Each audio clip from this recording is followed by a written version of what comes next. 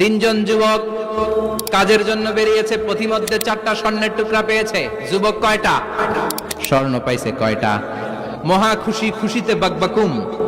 4টা স্বর্ণের বড় বড় টুকরা পেয়েছে। আমরা আজীবন খেলে বসে খেয়ে যেতে পারবো, কিচ্ছু লাগবে না আমাদের। 3 বন্ধু বলে ভাগ করি, আরেকজন বলে ক্ষুধা লাগছে। একজন যা বাজার থেকে রুটি কিনে নিয়ে আয়, খাওয়ার পরে ভাগ করবো। একজন রুটি কিনতে গেল, শয়তান 2টারে বুঝায়, ওইটারে মারতে পারলে এক ভাগ বটোয়ারা সহজ হবে। তোরা 2 জন স্বর্ণ 4টা, তুই নিবি 2টা, ও নিবে 2টা। হিসাব সহজ না? 2 বন্ধু প্ল্যান করছে, ওইটারে মাইরা তুই 2টা আমি 2টা। যেটা রুটি আনতে গেছে প্ল্যান করেছে রুটির মধ্যে বিষ মিশায় নেই, তাহলে বিষ খাওয়া রুটি খেয়ে ওই 2টা সে সব পাবে, আমি পাবো। ভাগাভাগির কিছু নাই, সব যাবে আমার কাছে। 4টা স্বর্ণের টুকরার মালিক আমি। রুটির মধ্যে বিষ মেখে নিয়ে এসেছে। ওই 2 বন্ধু প্ল্যান অনুযায়ী ওইটারে ধরে মেরে ফেলছে।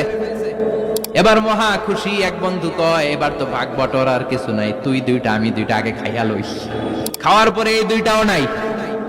3টা লাশ, 4টা স্বর্ণের টুকরা। এটাই তো দুনিয়ার জীবন, ঠিক কিনা? আসল জীবন কবর থেকে শুরু হবে, কোন ঠিক কিনা?